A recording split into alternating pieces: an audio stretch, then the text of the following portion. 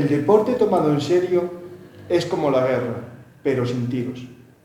Esta frase de George Orwell nos da una pista del tema que vamos a tratar hoy, que es la guerra y el deporte, específicamente la Segunda Guerra Mundial y su influencia en el mundo deportivo. Para ello contamos con la ayuda de Francisco Gallo, que nos hará viajar a la historia del deporte, y también con José María, que nos dará una breve explicación de lo que está sucediendo esta semana en la guerra en Ucrania.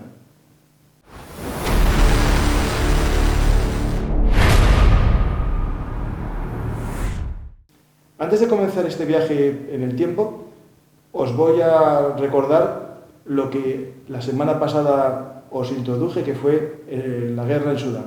Hablamos de las causas de la guerra civil en Ucrania y hoy toca el turno de darle enhorabuena a nuestro ejército, que podemos decir que dejó nuestro pabellón bien alto, ya que solo Estados Unidos y Francia habían intentado una misión de rescate de sus ciudadanos en el Sudán, y España, en la operación Eva Sierra, en la que soldados españoles de la brigada paracaidista, la bandera Roger de Flor, y también miembros de las fuerzas especiales realizaron un convoy de rescate que desde el aeropuerto de Wadi Sedida, en una ruta de unos 35 kilómetros, hasta la embajada española, para acoger allí a unos 100 ciudadanos españoles y también de varios países hispanoamericanos e incluso también europeos, que yo sepa algún polaco. Hicieron un convoy y los llevaron escoltados hasta el aeropuerto, donde a bordo de un Airbus 400M regresaron a España, con éxito. De hecho, el Reino Unido al día siguiente no había todavía realizado su convoy de rescate. Esto es una muestra de la importancia, ¿no?, de que nuestro ejército esté preparado y sobre todo también que tenga los medios logísticos capaces de hacerlo. Es decir, estos Airbus 400, que hubo mucho debate sobre su compra, han demostrado su valía. Y nada más, era solo este gesto de recuerdo de que la guerra de Sudán, que hace una semana os hablé de ella, parecía que no nos iba a afectar. Y sí, estaba afectando a ciudadanos españoles. Pero bueno, ya vamos a viajar en el tiempo con Francisco para conocer los Juegos Olímpicos de Berlín y también otros Juegos Olímpicos que se vieron afectados por las guerras. Hola, Francisco. Buenas noches, Fran. Pues vamos a hablar de tu pasión, de tu doble pasión, la historia y el deporte, ¿no? Sí, en realidad es una doble pasión, como bien dices, ¿no? El deporte desde hace muchos años y también la historia bélica, sobre todo determinadas épocas de ella. Una de ellas, la Segunda Guerra Mundial, pues es casi la que desde pequeño me llamó mucho la atención. Pues vamos, lo primero que yo siempre doy vueltas a la cabeza, ¿no?, es la semejanza de todos los tiempos históricos, ¿no? Lo de la Roma antigua tenía esa frase de pan y circo, ¿no? Entretenimiento a la gente a través del circo. Que claro, el circo era un deporte. De hecho, los gladiadores, yo tengo un conocido que hizo su doctorado en historia del deporte para el INEF en los gladiadores, en todo lo que tiene que ver con el deporte, el entrenamiento, la dieta, y después las carreras de cuadrigas. Al final Roma veía la importancia del deporte como símbolo de poder también, y sobre todo un poco de entretenimiento. Y en la Segunda Guerra Mundial también de propaganda política incluso, ¿no? Sí, los Juegos Olímpicos de Berlín, que son los que nos van a ocupar mucha parte del programa, ¿no? Fueron la 11ª Olimpiada en 1936, en pleno auge del poder del nazismo, Adolf Hitler al mando del país, y evidentemente no podía dejar pasar una ocasión similar, como había otras, o había muchos otros acontecimientos deportivos en esa época que eran organizados por Alemania, pero claro, la guinda del pastel eran los Juegos Olímpicos, que además en esos años se celebraban en el mismo año tanto los de verano como los de invierno, y mucha gente nunca se acuerda de los de invierno, que también se celebraron en Alemania ese año en Garmisch-Partenkirchen. Es una estación que hay en los Alpes bávaros. Y como te digo, pues bueno, el nazismo también, sabes, que era muy conocido por construir grandes estructuras. Estaba el Estadio Olímpico de Berlín, que todavía hoy sigue vigente, donde juegan los equipos de Berlín, el Hertha y el Unión, un estadio para unas 100.000 personas como centro neurálgico de esos juegos, y que se usaron evidentemente pues para en demostrar también el poderío de Alemania, esa Alemania renacida después de la época de entreguerras, también hacer evidentemente apología de esa ideología, sobre todo contra los judíos, ¿no? Y bueno, de intentar pues destacar en el deporte y que al final cuando un país o los países se enfrentan en el campo deportivo siempre quieren demostrar que es el mejor, ¿no? Es el orgullo nacional. Cuando encima hay en el poder un partido como era el Nacional Socialista que exaltaba esos valores, pues más aún, ganar campeonatos o ganar medallas era lo máximo. De hecho, bueno, es propio no solo digamos, del nazismo, fascismo, sino también del comunismo. En esa época, digamos, la importancia que daban al deporte, ¿no? Por una forma de ensalzar al ciudadano, lo máximo que puedes dar de ti, aunque de la sociedad. Hubo una pequeña diferencia, porque por ejemplo la Unión Soviética no llegó a los Juegos Olímpicos hasta el año 52 en Helsinki. Prácticamente antes de esa época, antes de la Segunda Guerra Mundial o incluso después, el deporte parecía que caía en un segundo plano, ¿no?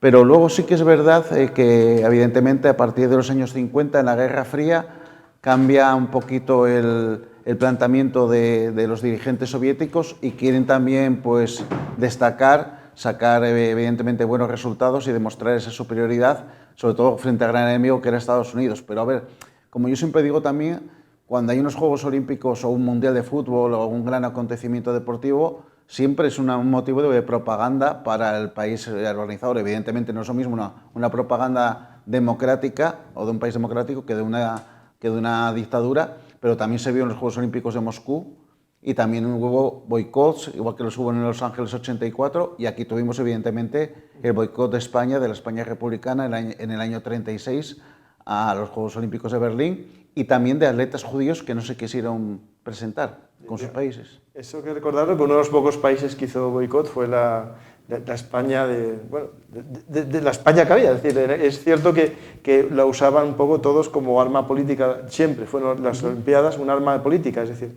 yo todavía tengo el recuerdo de unos Juegos Olímpicos de invierno que se realizaron hace poco en China y que la guerra que vivimos ahora actualmente de Ucrania comenzó unos días después para no desairar a China de romper la famosa tregua olímpica. Algo que pasó en una guerra en Georgia, en 2008, en la que en plenos Juegos Olímpicos de verano, en los mundiales de fútbol, se entró en guerra en Georgia. Hablando un poco de cosas que se dijeron, ¿no?, en los mundiales de Berlín, a mí me viene siempre a la cabeza la historia de las banderas. No sé si te suena a ti, que por ley todas las banderas olímpicas eran iguales, pero los alemanes metieron como la suya un poco más alta que el resto. Pues mira, esa historia no la había oído en concreto, pero bueno, hay muchas historias y muchas leyendas. Por ejemplo, evidentemente, las fotos, no podemos poner fotos estas por el tema de que luego va el programa por YouTube y nos lo pueden censurar, pero el estadio, incluso todo lo que es la ciudad de Berlín, estaba lleno de simbología nazi, de esvásticas. Era un auténtico festival en ese sentido. Y se usó mucho, bueno, para promover la supuesta superioridad de la raza aria. Una cosa que quiero nombrar respecto al boicot de España, claro, es que los Juegos Olímpicos de Berlín se disputan en pleno mes de agosto del 36, claro, que ya estaba España en guerra civil, aunque no hubiera ido igual, no hubiera ido a participar a estos Juegos. Y bueno, fue unos Juegos Olímpicos también que podemos hablar mucho también de esa influencia política perniciosa, pero también supusieron un antes y después en la historia de los Juegos Olímpicos. Date cuenta que la anterior edición venía de ser celebrada en el año 32 en Los Ángeles, marcada por la Gran Depresión. Yo tengo aquí unos datos, por ejemplo, que se presentaron en Los Ángeles tan solo 1.300 deportistas y sin embargo en Berlín participaron 4.000. Claro. Que era récord en aquel momento. Y pese a que había boicot de algún país. Y pese a que había algún boicot, ¿no? Aumentaron 12 países en la participación con respecto de unos a otros. Bueno, en ese sentido hubo también 19 deportes, un montón de disciplinas, y luego hubo varias cosas que en los Juegos de Berlín fueron, digamos, donde nació algunos elementos muy importantes de la historia olímpica. Por ejemplo, Hans von Schirmer und Osten, que era un líder nazi, él se tomó muy en serio el tema de la organización y puso ahí a un señor que se llamaba Carl Dim, que fue clave a la hora de conceptuar todo lo que era pues, el día a día de los juegos y los eventos que se iban a hacer o cómo se organizaba todo, ¿no? Y él creó, digamos, o dio lugar al famoso recorrido que hay desde Grecia, desde el monte Olimpia, con la antorcha olímpica que van los relevos, ahí vemos la foto ahora de fondo, hasta la sede de los Juegos, que en este caso era Berlín. Esa fue la primera... Digamos, el primer relevo de la antorcha olímpica sería aquí. El primer relevo de la antorcha olímpica y ese recorrido por toda Europa, desde Grecia hasta Alemania. En ese caso, pues se hizo la primera vez en los Juegos Olímpicos de Berlín 1936. Y también en Berlín fueron los primeros Juegos Olímpicos televisados de la historia. Eso justo te iba a decir yo, que eran los primeros en ser televisados y también, bueno, en el que se dio mucha importancia al aspecto documental, ¿no? En las famosas películas ahí, ¿cómo se llama la mujer esta? Leni Riefenstahl. Ahí, digamos, es como el primer documental cinematográfico a gran escala. Está considerado casi una obra maestra, ¿no? Sí, del género documental, esa obra que hizo esta Leni Riefenstahl con el motivo de los Juegos Olímpicos de Berlín. Y después, hablamos siempre de Berlín, pero hubo otros Juegos Olímpicos que ya estaban marcados en el calendario seguro, porque siempre se prevé con unos años el calendario olímpico, que no se pudieron realizar. ¿Se sabe el nombre de esas Olimpiadas? Sí, de hecho, Berlín precisamente iba a ser sede de los Juegos Olímpicos de 1916, en plena Primera Guerra Mundial. Y evidentemente se cancelaron.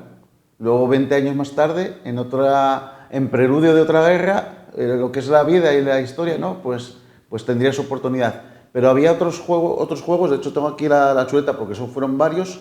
En el año 1940 tocaba Tokio y fueron cancelados por la guerra chino-japonesa, porque en el 40 todavía Japón no había entrado en acción, no había... Llevaba ya desde el 36, en una de las guerras más desconocidas en Europa y de la más sangrienta casi de la historia. Sí, porque casi la guerra chino-japonesa la consideró casi parte de la Segunda Guerra Mundial. No, es que según muchos autores, según por ejemplo Anthony Beevor en su libro Segunda Guerra Mundial, comienza con la guerra sino-japonesa. Y desde mi punto de vista también. De hecho, me recomiendo un programa que tengo yo, uno de los pocos que hay en internet sobre la guerra sino-japonesa, tengo dos, y lo recomiendo a la gente que busque sino con S, sino-japonesa. Sí. Pues tenemos ese de Tokio, ¿y qué más? Entonces el Comité Olímpico designa como sustituta Helsinki para 1940. Pero también muy avispado. Sí. Porque en 1940 hubo el ataque soviético a Finlandia. Comienza la guerra de invierno, sí. Finlandia también estaba ya medio involucrada en los conflictos, entonces evidentemente se cancela. En 1944 iba a ser la sede en Londres, ya estaba adjudicada a Londres, también tuvo que ser cancelada, que precisamente cogería el relevo en el 48, siendo los primeros Juegos Olímpicos después de la Segunda Guerra Mundial. Pero también los Juegos Olímpicos de invierno se vieron afectados, porque ahí sí toca mirar la chuleta, porque fueron unos cuantos también. Mira, por ejemplo, la edición, fueron dos ediciones, la de 1940 iba a ser en Sapporo, también en Japón, y se buscó la opción de hacerlo en San Moritz, en Suiza, pero hubo ahí un desacuerdo en el COI, y la otra opción era Garmisch-Partenkirchen, que repitiera, pero estaba evidentemente en plena guerra, también Alemania ya contra todos sus rivales, ¿no? Y en el 1944 la sede iba a ser Cortina d'Ampezzo en Italia, que tampoco pudo ser sede al final. Al final todas estas ciudades, eso sí, tuvieron sus Juegos Olímpicos tarde o temprano. La historia les devolvió la opción de básicamente podrían haber hecho todos en Suiza, porque Suiza quedó ahí como una isla de paz mejor opción, y concordia. Además vale para verano y para invierno, además. Sí, te vale para todo. Además tienes los lagos y los bancos después al lado, todo muy bien. Pues tenemos los Juegos Olímpicos.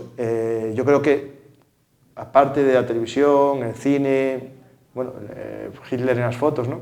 Lo que tenemos todos en la mente es a Jesse Owens. Jesse Owens, la gran estrella de los Juegos Olímpicos de Berlín.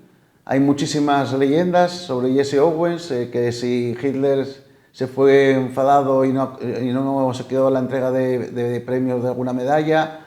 Incluso había provisto, yo una vez leí que había un rumor de una foto de los dos saludándose amigablemente, pero decían que era un montaje, bueno, ahí es que hay de todo.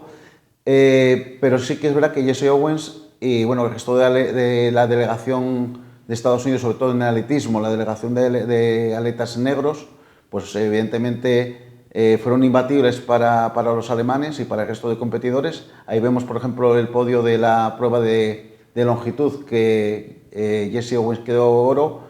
Su gran rival y amigo, Lutz Long, que era alemán, quedó plata, y el bronce fue un atleta japonés.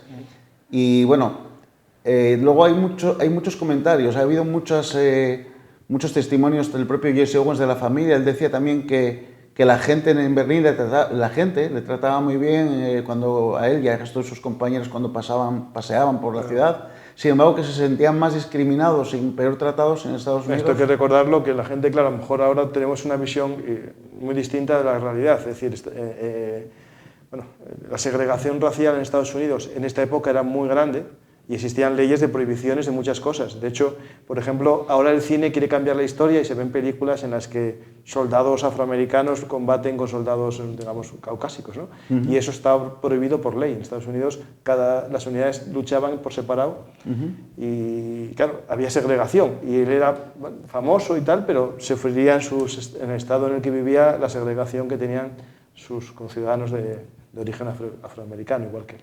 Es cierto, y de hecho es una leyenda que lo comentan mucho, que incluso que está mejor casi en Alemania, ¿no? Bueno, es un tema complejo viendo el puesto que venía, pero también es verdad que Hitler, en cuanto a... Él tenía una obsesión, si no recuerdo mal, por las películas de indios y vaqueros, me encantaban, y por las películas de los zulus. Yo se lo leí una vez y me llamó la atención, lo de los indios lo sabía mucho. Pues bueno, tenemos esta visión, pero nos falta el deporte rey, ¿no? Es decir, aquí hay de todo. Podemos hablar incluso de baloncesto, que hubo la historia esa de Estonia, del equipo de Estonia que desapareció casi todo en la guerra, el baloncesto, pero nos vamos al fútbol, ¿no? Y cuando vemos fútbol y Segunda Guerra Mundial, a mí me viene a la cabeza Stallone de portero y Pelé, en la famosa película Evasión de Victoria, ¿no? Ahí tenemos un campo de prisioneros de guerra, de soldados, que hacen una liga y les dicen, bueno, tenéis que ir a jugar a París y a ver cómo hacéis ahí para escapar, ¿no? Pues eso está basado, bueno, en hechos reales, porque es cierto que en los campos de prisioneros y incluso en los campos de concentración, que no es lo mismo unos prisioneros de guerra y otros de concentración por temas, digamos, políticos o étnicos que tenía la Alemania nazi, existían ligas de fútbol. Sí, en los campos de concentración y de prisioneros existían ligas de fútbol, sobre todo en los más grandes y sobre todo cuando estaban, bueno, en la guerra en estado más pacífico, digamos, que podían disputar sus partidos, y eran, bueno, auténticos acontecimientos tanto para los prisioneros como para los guardianes. Y hay una historia de un árbitro israelí que llegó a ser internacional luego, después de la Segunda Guerra Mundial, y que pitó en unos mundiales de fútbol. No recuerdo ahora el nombre, porque la memoria me falla, ya somos muy mayores y empieza uno a no retener tantos nombres. O hay muchos datos metidos. Son muchos datos metidos, y como te digo, él llegó a estar en una fila para una ejecución, y un soldado un guardia de la SS lo sacó de allí porque, bueno, le tenían aprecio por ser el árbitro de los partidos estos, ¿no? Y luego está el famoso Partido de la Muerte. El Partido de la Muerte se disputó en Kiev en el año 42, en agosto, entre un equipo de soldados alemanes, el Flak 11, que era un equipo compuesto por soldados de artillería antiaérea. Sí, digamos, la Luftwaffe tenía el arma de artillería antiaérea, y que yo tenga recuerdo, existía los más jóvenes del ejército, incluso antes de ir al servicio militar obligatorio, iban al sistema de artillería antiaérea. De hecho, el famoso Papa, el Papa Benedicto, estuvo destinado en el servicio antiaéreo, porque era una especie, ciudades, ¿no? Porque era una especie social, era un servicio social que se tenía a los 17 años. Llevan las chicas también. Sí. Las chicas también. Y servían de auxiliares antiaéreos. Claro, y lo lógico que ahí estaban más jóvenes y podía haber gente de canteras de fútbol. Y ahora estamos viendo el cartel que anuncia el partido del 6 de agosto. Como te digo, ese partido lo disputaba el Flak 11 con un equipo que se llamaba el Start de Kiev, que era un equipo de trabajadores, digamos, de una factoría, la factoría de pan o la fábrica de pan número 1 de Kiev, se llamaba así, pero que estaba compuesto básicamente por jugadores del Dinamo de Kiev y del Lokomotiv de Kiev. Ese equipo ya había jugado muchos partidos contra otros equipos ucranianos y contra equipos incluso militares húngaros y alemanes que estaban ocupando Ucrania, y les había ganado a todos. Jugaron ese partido, ganaron 5-1 y a los 2 o 3 días hubo una revancha y volvieron a ganar 5-3. Entonces, a raíz de esa segunda victoria del Start, se produjo una leyenda que decía que a los jugadores del Start los habían matado a todos, ¿no? Por eso se llamaba el partido de la muerte. Incluso que les habían amenazado durante el partido que si nos volvéis a ganar os vamos a matar. Esa historia no es real. El partido sí se jugó, pero esa parte de la historia no es real. Es un mito un poco creado por la historiografía de la Unión Soviética a partir de la Segunda Guerra Mundial y todo lo que estaba relacionado con la Gran Guerra Patria, como ellos la denominan. Y también, bueno, pues un poco por los de periodistas y el mundo del cine anglosajón. Hubo jugadores de esos que sí terminaron en campos de concentración y que terminaron pues siendo ejecutados. Incluso uno de ellos terminó como capo, que era como colaborador. Capo es Kamaradiche Polisai, es decir, el policía de los camaradas. Era una forma que tenían los alemanes de vigilar a los propios presos, nombrando presos de confianza. Eso es el Kamaradiche Polisai. Entonces, hubo algunos que sí terminaron ejecutados, pero ninguno de ellos estuvo por motivos relacionados con los partidos en cuestión. Incluso uno de los supervivientes de ese equipo, que al principio había apoyado esa teoría, cuando cayó cuando cayó la Unión Soviética, se desdijo y dijo que, bueno, que había estado muy presionado para decir que eso había sido así, pero que no había nada de cierto. Decían que los hábitos eran de las SS, bueno, una serie de cosas, y bueno, de hecho había habido ya varios partidos. Pues hablamos de Kiev, hablamos de Segunda Guerra Mundial, y creo que vamos a ir a Kiev ahora para ver lo que está sucediendo esta semana en la guerra en Ucrania. Y también, bueno, hay cierta relación en todas las guerras, ¿no? Toda la población va en armas, ¿no? Es decir, futbolistas, panaderos, todo el mundo va a la guerra. Y bueno, en esta guerra de Ucrania se sabe de incluso, bueno, el alcalde de Kiev, que era exjugador de lucha libre, ¿no? Algo así, el hermano es el que es lucha libre. Pues sobre lo que está sucediendo en Ucrania esta última semana, un resumen así rápido. Sí, rápido. Bueno, decir que en relación con el deporte que están movilizados y en el ejército ya han muerto varios deportistas relevantes de todas las disciplinas, atletas y luchadores y todo. Es verdad, una cosa. Y sigue habiendo liga de fútbol, porque, como decían los romanos, pan y circo para que la gente esté contenta, eso sí, en campo cerrado y sin público, pero televisado. Televisado, sí. Bien, bueno, pues las novedades en cuanto al frente de batalla es que la última novedad es que esta madrugada hubo un ataque masivo de misiles sobre las ciudades ucranianas que ya hacía bastantes días que no ocurría, pero esta vez ha ocurrido y ha sido numeroso y devastador y ha causado, entre otros daños, la muerte de creo que 18 personas en el ataque a un bloque residencial de viviendas en Cherkasy. Bueno, en un lugar cercano a Cherkasy, varios de ellos niños. Y bueno, bien, ya sabemos cómo funciona eso, ¿no? Es una estrategia que tienen los rusos de crear terror y destrucción en la retaguardia, en la población civil, a ver si así mueve el sentimientos de ¿qué? De desafección, de desánimo, de derrota y tal. Sabemos que no lo están consiguiendo, pero ellos persisten, y claro, luego masacres como estas, pues yo, desde mi punto de vista, lo que creo es que provocan al contrario, enfurecer y enardecer más a la población. Eso lo vimos ayer, el otro día con Diana, que nos lo contó desde Leópolis, que bueno, que lo que consiguen al contrario. Y por otra parte, en el contexto internacional, si acaso algunos países dudaban de si era legítimo o necesario apoyar a Ucrania, yo creo que esas dudas luego se deshacen porque ven estos crímenes, y yo creo que no, que la gente ya no va a dudar aquí en Occidente. Eso en cuanto al tema de los bombardeos, que de momento no se sabe más.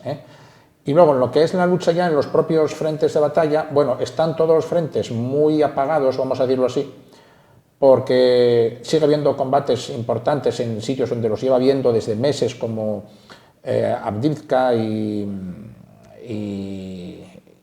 ¿cómo se llama este sitio? Uy, claro, se me fue. Marinka. Pero donde se concentra ahora la lucha con la máxima intensidad es en Bakhmut, porque, bueno, igual que lleva centrada desde hace 9 meses ya, pero ahora parece que se acerca al final. ¿Y por qué digo que parece que se acerca al final? Porque se acerca a una fecha relevante y significativa para los rusos, que es el 9 de mayo, cuando ellos celebran el Día de la Victoria. Y quieren llegar a ese momento presentando algún tipo de victoria, por mínima que sea. Y la victoria, por mínima que sea, habría de ser la caída por completo de la ciudad. No, claro, ahora Bakhmut es mínima estratégicamente, sí. Yo siempre defendí eso, pero claro, es simbólico. Sí. Ahora es Y, importante para, digamos, para un discurso de la victoria. Se dice que los ucranianos ya solo conservan como el 10 o el 15% de la misma, del casco urbano, pero siguen en pie, vamos, con su bandera y siguen plantando cara. Y entonces los rusos ahora han redoblado los asaltos, han enviado más fuerzas si cabe. Ahora están los paracaidistas, el ejército regular, las fuerzas Wagner VDV y nuevas fuerzas mercenarias también como los Wagner, pero de nuevas compañías que por lo visto ahora quieren rivalizar o hacerle sombra a los Wagner. Unos son los llamados Redut y otros son los, ¿cómo los llamaste tú? No, hay los Patok Battalion, el batallón Patok, y hay otro que son los Patriot también, que andaban por ahí dando vueltas. Y los Redut. O sea, más de una o 2 o 3 compañías privadas de mercenarios que actúan y hasta parece que hasta compiten entre sí. No, claro, esto es la fuente de la demanda. Se ha dado ya es el capitalismo de la guerra. Que ha habido conflictos entre ellos, no malos entendidos, sino conflictos. Y eso, que pueden hasta incluso, se ha visto que han redundado en beneficio de Ucrania, que no se han entendido entre sí y que han abandonado posiciones que luego Ucrania pudo recuperar. De hecho, hay un vídeo por ahí que ronda criticando los de la Wagner, el avance que hicieron los otros y sobre todo cómo se retiran una rotación ilegal. Claro, se retiran sin permiso de la primera línea y dejan vacío una zona de trincheras, que eso les dejó a ellos el flanco. Es decir, claro, eso pasa, por desgracia, cuando metes tropas sin coordinación en un campo de batalla. Al final, esto me está recordando cada vez más a la Italia medieval de los condottieri, ¿no? Esas empresas que se dedicaban a cambiar de bando por dinero. Aquí es cierto que son mercenarios de un mismo país. Más que mercenarios, estamos hablando de una especie de subcontratación de la guerra, ¿no? Eso está reflejando las luchas de poder que hay dentro de Rusia también, porque Wagner es una fuente de poder en sí mismo, dirigida por Prigozhin, pero por ejemplo esos otros mercenarios, los Redut, los financia la empresa Gazprom. Pero responden a órdenes del ministro del ejército, que es... ¿cómo era el ministro del ejército? Shoigu, efectivamente, que es la bestia negra para Prigozhin, el de Wagner, y bueno, llevan así esa dinámica todo, desde que empezó la guerra ya. Entonces, eso por un lado. Luego, Bakhmut sigue siendo, digamos, una especie de bolsa que los rusos, si quisieran acabar con ella, deberían de haberla cerrado hace mucho tiempo. Entonces, también arrecian en sus ataques contra los dos extremos de esa bolsa. Intentan cortar las carreteras de acceso, porque todo está en la clave en cortar esas carreteras. Se dice que estos días de atrás, hará 5 días, llegaron a cortar físicamente la carretera que va por el norte, la carretera llamada T504. Y la cortaron físicamente, los ucranianos contraatacaron, los expulsaron de ella, pero la carretera en sí ya no volvió a ser operativa.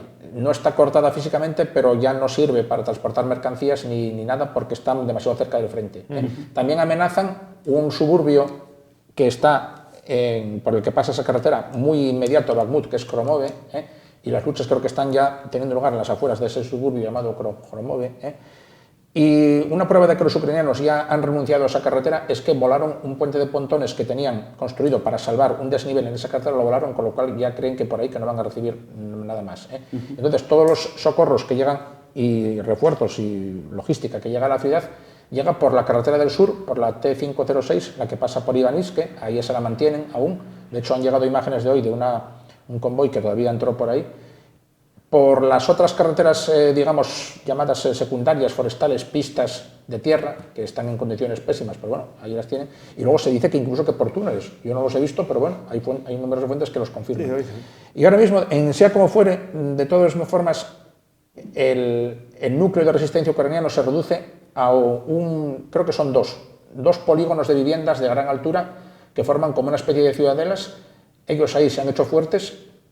Es una posición defensiva ventajosa dentro de lo que cabe, y ahí parece ser que están dispuestos a aguantar hasta el final, o al menos hasta que, yo digo, o mucha gente estima que hasta ese 9 de mayo, que aún quedan muchos días. Yo lo veo francamente complicado que puedan aguantar tantos días ahí, porque es un espacio ya muy reducido, siguen recibiendo a cuentagotas suministros, pero los rusos es que ahora, por lo visto, ya están arriesgando la aviación, cosa que hasta ahora habían hecho pocas veces.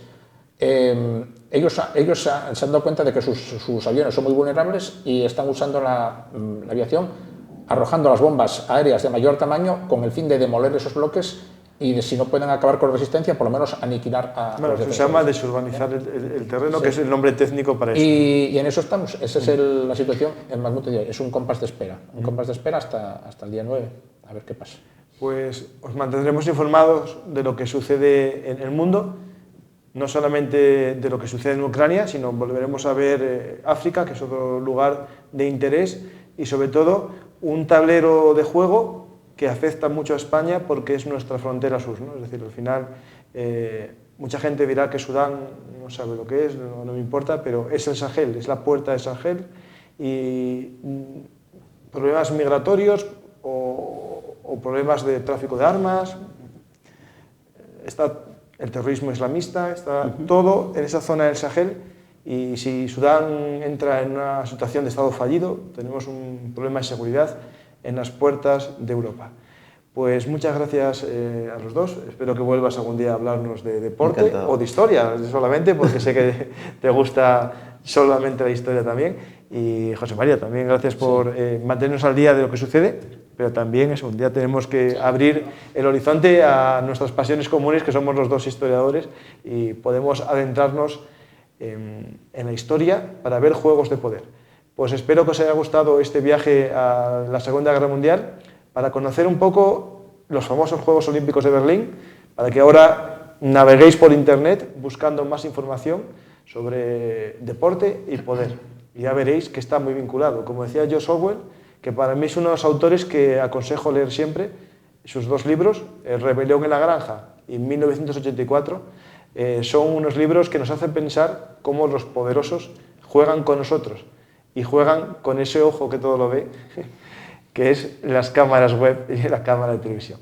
Él ya lo vio en los años 40, que iba a haber una tele con una cámara en nuestra casa que vigilaría todo lo que hacemos. Y ahora lo llevamos incluso en nuestros pantalones, en el teléfono móvil. Nada más. Ya hablaremos un día de eso, que es un tema muy interesante. Muchas gracias y hasta la próxima partida de Juegos de Poder.